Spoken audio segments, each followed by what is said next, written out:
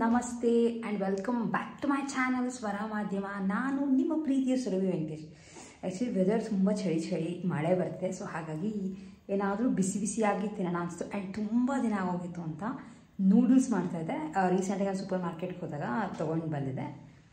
ಈ ಥರದ್ದು ನೂಡಲ್ಸ್ ಇರುತ್ತಲ್ಲ, ಲೈಕ್ ಇದು ತೊಗೊಂಡು ಬಂದಿರೋದು ಗೋಧಿದು ನೂಡಲ್ಸ್. ಇದು ಸಿಂಪಲಾಗಿ ಮನೆಯಲ್ಲೇ ಮಾಡ್ಕೊಳ್ಳೋಣ ಅಂತ ತೊಗೊಂಡು ಬಂದೆ. ಆದಷ್ಟು ಅದನ್ನು ತಿನ್ನೋಕ್ಕೆ ಹೋಗಲ್ಲ, ಆದರೆ ಚಳಿ ಇರೋದ್ರಿಂದ ಆಚೆ ಹೋಗಿ ತಿನ್ನೋ ಬದಲು ಮನೆಯಲ್ಲೇ ಮಾಡೋಣ ಅಂತ ಅಂದ್ಕೊಂಡಿದ್ದೆ.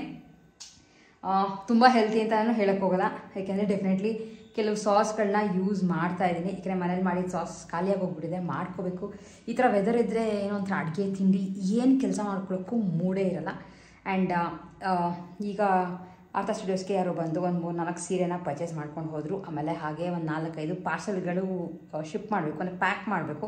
ನಮ್ಮ ವೆಬ್ಸೈಟಿಂದ ಬಂದಿರುವಂಥದ್ದು. ಆ್ಯಂಡ್ ವೆಬ್ಸೈಟಿಂದ ನಡುವೆ ಜಾಸ್ತಿ ನಾವು ಆರ್ಡರ್ಸ್ನ ವೆಬ್ಸೈಟಿಂದನೇ ತೊಗೊತಾ ಇರೋದು. ಏಕೆಂದರೆ ಅದಾದರೆ ಅಥೆಂಟಿಕ್ಕಾಗೂ ಇರುತ್ತೆ ಆ್ಯಂಡ್ ಎಲ್ಲೂ ಫೇಕ್ ಆಗೋದಾಗಲಿ ಅವೆಲ್ಲ ಏನೂ ಆಗಲ್ಲ ಅಂತ ಆದಷ್ಟು ನಮ್ಮ ವೆಬ್ಸೈಟಿಂದನೇ ನಾವು ಆರ್ಡರ್ಸ್ನ ತೊಗೊತಾ ಇರೋದು.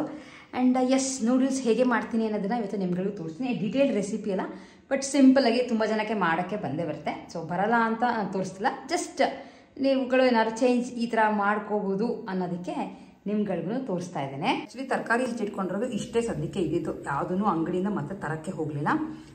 1-2 ಹಸಿಮೆಣಸಿನ್ಕಾಯಿ, 1 ಈರುಳ್ಳಿ, ಕ್ಯಾಪ್ಸಿಕಮ್, ಸ್ವಲ್ಪ ಕ್ಯಾರೆಟ್ ಮತ್ತು ಎಲೆಕೋಸು ಇಷ್ಟನ್ನು ಹೆಚ್ಚಿ ರೆಡಿ ಮಾಡಿ ಇಟ್ಕೊಂಡಿದ್ದೇನೆ. ಈರುಳ್ಳಿ 2 ಪೀಸ್ ಇದೆ, ಬಟ್ 2 ತುಂಬ ಜಾಸ್ತಿ ಆಗುತ್ತೆ. ಇದು ನೀರು ಕುದೀತಾ ಇದೆ. ಈ ಕುದಿಯೋ ನೀರಿಗೆ ಸ್ವಲ್ಪ ಎಣ್ಣೆ ಮತ್ತು ಉಪ್ಪನ್ನ ಹಾಕ್ಕೊಂಡಿದ್ದೀನಿ. ಸ್ವಲ್ಪ ದೊಡ್ಡ ಪಾತ್ರೆ ಇಟ್ಕೊಂಡ್ರೆ ನೀವು ಫುಲ್ ಹಿಂಗೆ ಹಾಕ್ಬೋದು, ಬಟ್ ನಾನು ಸ್ವಲ್ಪ ಚಿಕ್ಕದು ಇಟ್ಬಿಟ್ಟೆ, ಹಾಗಾಗಿ ಸ್ವಲ್ಪ ಪೀಸ್ ಮಾಡಿ ಹಾಕ್ತಾ ಇದ್ದೀನಿ. ಸ್ವಲ್ಪ ಸಾಫ್ಟ್ ಆಗ್ತಾ ಅದು ಒಳಗೆ ಹೋಗುತ್ತೆ. ಒಂದು 4-5 ಜನಕ್ಕೆ ನೀವು ಮಾಡ್ತಾ ಇದ್ದೀರಾ ಅಂತ ಇದ್ದರೆ ಇದು ಕಂಪ್ಲೀಟಾಗಿ ಫುಲ್ ಬೇಕಾಗುತ್ತೆ. ಸೊ ಇದು ಎಷ್ಟು ಹಾಕಿದ್ದೀನೋ ಅದಕ್ಕಿಂತ ದಪ್ಪ ಆಗಿದೆ, ನಿಮಗೆ ಗೊತ್ತಾಗ್ತಿರ್ಬೋದು. ಆಮೇಲೆ ಇದೇನು ಆ ಥರ ಮೆತ್ತಗಾಗ್ಬಿಡಲ್ಲ. ಕೆಲವು ಸಲ ಅಕ್ಕಿ ಶಾವಿಗೆ ಮಾಮೂಲಿ ಮಾಡ್ಕೋತೀವಿ ಅಂದರೆ ನಿಮಗೆ ಒಂಥರ ಮಿಡ್ಡಿ ಆಗಿಬಿಡುತ್ತೆ. ಇದೇನು ಆ ಥರ ಪ್ರಾಬ್ಲಮ್ ಇಲ್ಲ, ಇದು ಸಾಕು. ಈ ಟೈಮ್ಗೆ ಗ್ಯಾಸ್ನ ಆಫ್ ಮಾಡಿ ಒಂದು 5 ನಿಮಿಷ ಹಾಗೆ ಇಟ್ಟಿರ್ತೀನಿ. ಒಂದು ದೊಡ್ಡ ಬಾಣಲೆಗೆ ಒಂದು 3 ಸ್ಪೂನಷ್ಟು ಎಣ್ಣೆ. ಇದಕ್ಕೆ ಸ್ವಲ್ಪ ಎಣ್ಣೆ ಮುಂದೆ ಬೇಕಾಗುತ್ತೆ, ಅಂದರೆ ಜಾಸ್ತಿ ಬೇಕಾಗುತ್ತೆ. ಫಸ್ಟು ಕಟ್ ಮಾಡ್ಕೊಂಡಿರೋಂಥ ಹಸಿಮೆಣಸಿನ್ಕಾಯಿ, ಈರುಳ್ಳಿ ಎಲ್ಲನೂ ಆ್ಯಕ್ಚುಲಿ ಒಟ್ಟಿಗೆ ಹಾಕಿನೇ ಸಾಟೆ ಮಾಡ್ತಾಯಿದ್ದೀನಿ. ಎಲ್ಲ ತರಕಾರಿಗಳನ್ನೂ ಸಾಟೆ ಮಾಡ್ಬೇಕಾದ್ರೆ ಸ್ವಲ್ಪ ಉಪ್ಪು ಹಾಕೋತಾ ಇದ್ದೀನಿ. ಉಪ್ಪು ಹಾಕ್ತಿದ್ದಂಗೆ ಎಲ್ಲ ಸಾಸ್ಗಳು, ಸ್ವಲ್ಪ ಟೊಮ್ಯಾಟೊ ಸಾಸ್, ಹಾಗೆ ಚಿಲ್ಲಿ ಸಾಸ್, ಶೇಜ್ವಾನ್ ಸಾಸ್ ಮತ್ತು ಸೋಯಾ ಸಾಸ್ ಇಷ್ಟನ್ನು ಹಾಕಿ ಚೆನ್ನಾಗಿ ಮಿಕ್ಸ್ ಮಾಡ್ಕೋತಾ ಇದೆ. ಇದು ನೀರು ಬಸ್ದಿದೆ, ಅಂದರೆ ಉದ್ರಾಗಾಗಿದೆ. ಈಗ ಇದನ್ನು ಬಾಣಲೆಗೆ ಹಾಕಿದ್ರೆ ಜಸ್ಟ್ ಟಾಸ್ ಮಾಡೋದಷ್ಟೇ, ಮಿಕ್ಸ್ ಆಗೋವರೆಗೂ. ಬಿಸಿಯಾಗಿರುವಂಥ ನೂಡಲ್ಸ್ ರೆಡಿ ಇದೆ ತಿನ್ನೋಕ್ಕೆ. ಮಳೆ ಬರ್ತಾ ಇದೆ, ಮಳೆಗೆ ಬಿಸಿಯಾಗಿರುವಂಥ ನೂಡಲ್ಸ್. ಬಟ್ ಫೋರ್ಕ್ ಇಲ್ಲ, ಸೊ ನಮ್ಮ ಕೈಯೇ ಫೋರ್ಕ್. ಬೈ ಚಾನ್ಸ್ ನೀವು ಸಾಸ್ಗಳನ್ನ ಸ್ಕಿಪ್ ಮಾಡ್ತೀರಾ ಅಂದರೆ ಗರಂ ಮಸಾಲ, ಚಿಲ್ಲಿ ಪೌಡರ್ ಈ ಥರ ಹಾಕ್ಕೊಂಡು ಟ್ರೈ ಮಾಡ್ಬೋದು. ಆ್ಯಕ್ಚುಲಿ ಕೆಲವು ಒಂದು 5 ಚಿನ್ನದ ಮಣಿ ಇಟ್ಕೊಂಡಿದೆ, ಅಂದರೆ ಪ್ಯೂರ್ ಗೋಲ್ಡ್ ಮಣಿ. 1 ದೊಡ್ಡದು, 2 ಆಗಿದ್ರೆ ಸ್ವಲ್ಪ ಚಿಕ್ಕದು, ಇನ್ನೆರಡು ಫುಲ್ ಚಿಕ್ಕದು. ಅದಕ್ಕೆ ಬ್ಲ್ಯಾಕ್ ಬೀಡ್ಸ್ ಇತ್ತು ಮನೆಯಲ್ಲಿ. ಬ್ಲ್ಯಾಕ್ ಬೀಡ್ಸ್ ಅಂದರೆ ಸ್ವಲ್ಪ ಕಾಸ್ಟ್ಲಿ ಬೀಡ್ಸ್, ನಿಮ್ಗಳಿಗೂ ತೋರಿಸ್ತೀನಿ ಯಾವ ಥರ ಇದೆ ಅಂತ. ಅದಕ್ಕೆ ಒಂದು ಸಿಂಪಲ್ಲಾಗಿ ಒಂದು ಸರ ಥರ ಮಾಡೋಣ ಅಂತ ಅಂದ್ಕೊಂಡೆ, ಪೋಣಿಸ್ಕೊಂಡು ಮಾಡೋ ಥರದ್ದು. ಬಟ್ ಗೋಲ್ಡ್ ಬೀಡ್ ತುಂಬ ಜನ ಕೇಳ್ತಾ ಇದ್ದೀನಿ, ನೀವು ಯಾವ ಥರ ಮಾಡ್ಕೋತೀರಾ ಅಂತ ನಮಗೂ ತೋರಿಸಿ ಅಂತ. ಆ್ಯಂಡ್ ಇದಕ್ಕೆ ಆ್ಯಕ್ಚುಲಿ ನಾನು ಜ್ಯುವೆಲ್ರಿ ಮಾಡ್ತೀನಲ್ಲ, ಸೊ ಹಾಗಾಗಿ ನಾನು ಅದಕ್ಕೆ ಬೇಕಾಗಿರುವಂಥ ವಯರ್ ಆಗಿರ್ಬೋದು, ಸ್ಟಾಪರ್ಸ್ ಆಗಿರ್ಬೋದು, ಅಥವಾ ಹಿಂದೆ ಬ್ಯಾಕ್ ಹುಕ್ಸ್ ಆಗಿರ್ಬೋದು, ಅವೆಲ್ಲ ಸುಮಾರು ಇಟ್ಕೊಂಡೇ ಇರ್ತೀನಿ. ನೀವುಗಳು ಯಾರಾದರೂ ಮಾಡ್ಕೋತೀರಾ ಮನೇಲಿ ಅಂದರೆ ಈ ಐಟಮ್ಸ್ ಎಲ್ಲ ಬೇಕಾಗತ್ತೆ. ಇದ್ದರೆ ನೀವುಗಳು ಈಸಿಯಾಗಿ ಮಾಡ್ಕೋಬೋದು. ಸೊ ಯಾವ ಥರ ಮಾಡ್ಕೋತೀನಿ ಅನ್ನೋದನ್ನು ನಿಮ್ಗಳಿಗೂ ತೋರಿಸೋಣ ಅಂತ ಅಂದ್ಕೊಂಡೆ. ಆ್ಯಕ್ಚುಲಿ ಸೀರೆ ಉಟ್ಕೊಂಡಿದ್ದೆಲ್ಲ ಗೋಲ್ಡ್ ಬೀಡ್ಸ್ ಇರೋದು ಜ್ಞಾಪಕಕ್ಕೆ ಬಂತು. ಬ್ಲ್ಯಾಕ್ ಇದಕ್ಕೆ ಹಾಕೊಂಡ್ರೆ ತುಂಬ ಚೆನ್ನಾಗಿರುತ್ತೆ, ಬಟ್ ನೀವು ಗೋಲ್ಡ್ ಬೀಡೆಲ್ಲ ಇದ್ದಾಗ ತುಂಬ ಹೆವಿಯಾಗೆಲ್ಲ ಮಾಡ್ಕೊಳ್ಳೋಕ್ಕೆ ಆಗಲ್ಲ. ಆಮೇಲೆ ಈಗ ಚಿನ್ನದಲ್ಲಿ ಸುತ್ತಿಸ್ಕೋತೀವಿ ಅಂದರೆ ಹೆವಿ ಪ್ರೈಸ್ ಆಗುತ್ತೆ. ಸೊ ಅಷ್ಟೊಂದು ನಾನು ಇನ್ವೆಸ್ಟ್ ಮಾಡಲ್ಲ, ಏಕೆಂದರೆ ಯಾವುದೇ ಒಂದಾದರೂ ಅದು ಟ್ರೆಂಡ್ ಹೋಗ್ಬಿಡ್ತಾನೆ, ಮತ್ತು ಅದೆಲ್ಲ ಮುರ್ಸು ಅಥವಾ ಅದನ್ನು ಹಾಕು ಅವೆಲ್ಲ ಮಾಡೋಕ್ಕೆ ಹೋಗಲ್ಲ. ಆಮೇಲೆ ಮಣಿದು ಸಾಕಷ್ಟು ಟ್ರೆಂಡ್ನಲ್ಲಿ ಇದ್ದೇ ಇದೆ. ಸುಮಾರು ನಾನು ಕಾಲೇಜ್ಗೆ ಹೋಗ್ತಾ ಇದ್ದಾಗಿಂದ ತುಂಬ ಮಣಿದೆಲ್ಲ ಹಾಕೊಂಡು ಬರೋರು. ಆ್ಯಂಡ್ ಇವತ್ತಿಗೂ ಮಣಿದೆಲ್ಲ ಸರಗಳು ಸಖತ್ ಟ್ರೆಂಡಿಯಾಗಿ ಓಡ್ತಿದೆ. ಸೊ ಯಾವ ಥರ ನಾನು ಸರ ಮಾಡ್ಕೋತೀನಿ ಆ್ಯಂಡ್ ಅದಕ್ಕೆ ಏನೇನು ಬೇಕು ಅನ್ನೋದನ್ನು ನಿಮ್ಗಳಿಗೂ ತೋರಿಸ್ತೀನಿ. ಸೊ ಫಸ್ಟ್ ಆಫ್ ಆಲ್ ನಾನು ತೊಗೊಂಡಿರೋದು ಇದು ನಾರ್ಮಲ್ ಮಣಿ ಅಲ್ಲ, ಇದು ಆನಿಕ್ಸ್ ಅಂತ ಕರಿತೀವಿ. ನೀವು ಮಧ್ಯ ಮಧ್ಯ ನೋಡಿದ್ರೆ ಲೈಕ್ ಒಳಗಡೆ ಡಿಸೈನ್ ಥರ ಇದೆ. ಸೊ ಹಾಗಾಗಿ ಸ್ವಲ್ಪ ಕಾಸ್ಟ್ಲಿ ಬೀಡ್ ಇದು.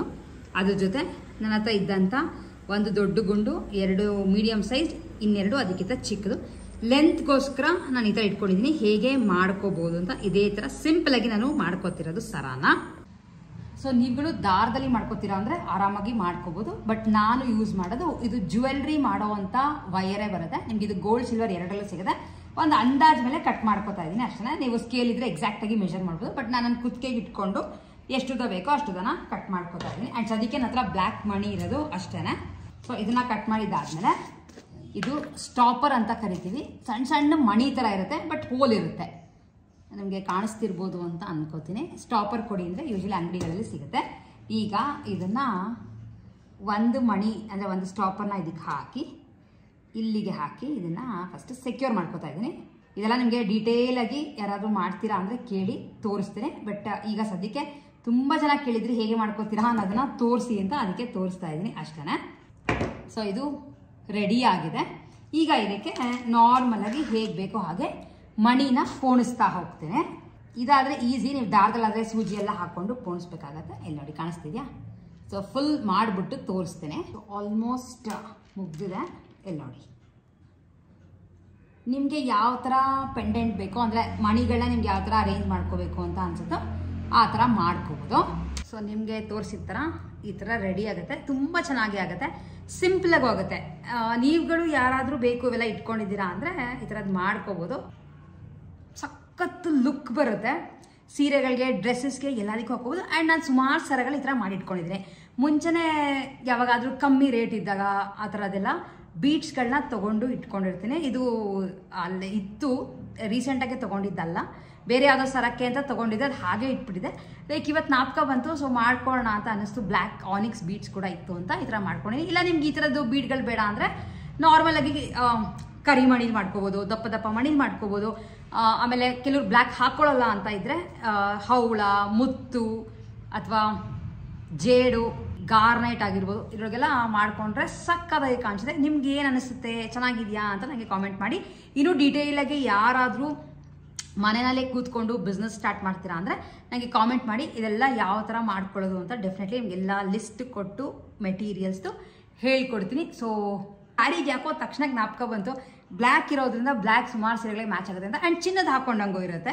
ಕೆಲವರು ಆರ್ಟಿಫಿಷಿಯಲ್ ಹಾಕೊಳ್ಳೋಲ್ಲ, ಚಿನ್ನದೇ ನಾವು ಹಾಕೋತೀವಿ ಅಂತ ಇದ್ರೆ ಇದರದ್ದು ಆರಾಮಾಗಿ ಮಾಡಿ ಹಾಕೋಬೋದು. ಇಷ್ಟ ಆಯ್ತಾ ಅಂತ ನನಗೆ ಹೇಳೋದನ್ನು ಮಿಸ್ ಮಾಡಬೇಡಿ.